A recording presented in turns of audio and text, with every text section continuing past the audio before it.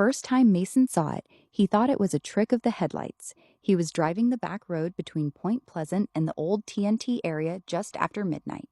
The radio had gone quiet a few miles back, not static, just silence, like the signal had been swallowed. He reached down to change the station when something large unfolded above the trees on his left. Two red eyes, not reflecting light. Generating it, they hovered for a second, then dropped lower, keeping pace with the car.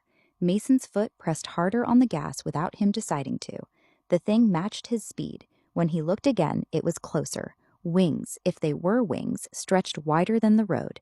The shape between them was wrong, too tall, too thin in the middle. The eyes never blinked. He didn't stop until he reached the bridge. When he finally looked back, the road behind him was empty. That was 3 nights ago. Now Mason sat in his truck across from the old North Power Plant, engine off, staring at the dark water of the Ohio River. He hadn't told anyone. People in Point Pleasant still talked about 1966 and 1967 like the whole town had shared the same fever dream. The bridge collapse, the sightings, the feeling that something had been watching the town for weeks before the Silver Bridge came down.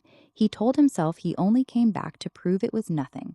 A soft sound moved across the roof of the truck. Not footsteps, more like something heavy settling its weight carefully, testing the metal.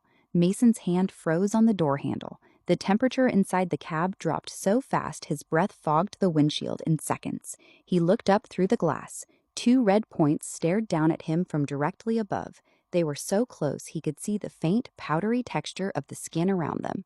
No face, just the eyes and the suggestion of a head that was too smooth.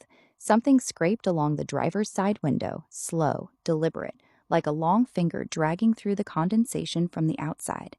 Mason didn't move. The scraping stopped. A low vibration started under the truck, as if the ground itself was humming. Then the eyes lifted away. He heard the heavy beat of something large pushing air, once, twice. The sound moved toward the river and faded. He sat there for 11 minutes before he trusted his legs enough to start the engine. The next night he came back with a camera. He set it on the dashboard, pointed at the trees beyond the plant. For 2 hours nothing happened.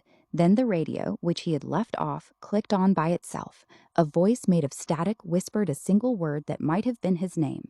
The camera's battery died at the exact same second the red eyes appeared between the trees, closer than before.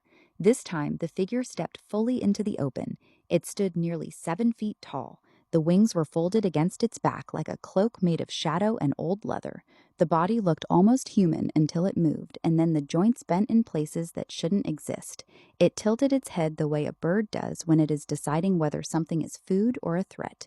Mason's throat closed. He could not look away from the eyes. They felt like they were reaching into the softest part of his skull and slowly turning it over, examining what was inside. The creature took 1 step closer. Mason's hand found the gear shift. He reversed so hard the tires screamed. As he spun the truck around, the thing launched upward with a sound like wet canvas tearing. For a moment it hung directly over the windshield, red eyes locked on his, before it vanished into the dark above the river. He did not stop driving until he crossed the county line. 3 days later the dreams started. In them he was always standing on the old Silver Bridge, even though it no longer existed. The metal under his feet vibrated. Far below, the river was black and still, and above him, just out of clear sight, something with red eyes circled, waiting for the moment the structure would fail again. Every morning, Mason woke with the taste of metal in his mouth and the absolute certainty that the thing had been in the room with him while he slept. He tried to leave town. On the highway heading east, just as the last houses of Point Pleasant disappeared in the mirror, the radio died again. The temperature dropped, and in the rearview mirror, far behind but perfectly clear, 2 red lights followed at the exact same speed as his truck. They never got closer. They never fell behind. They simply stayed with him, patient, the way something that has already decided the ending can afford to be patient. Mason kept driving. The red lights kept following, and somewhere ahead, he knew, the road would eventually run out.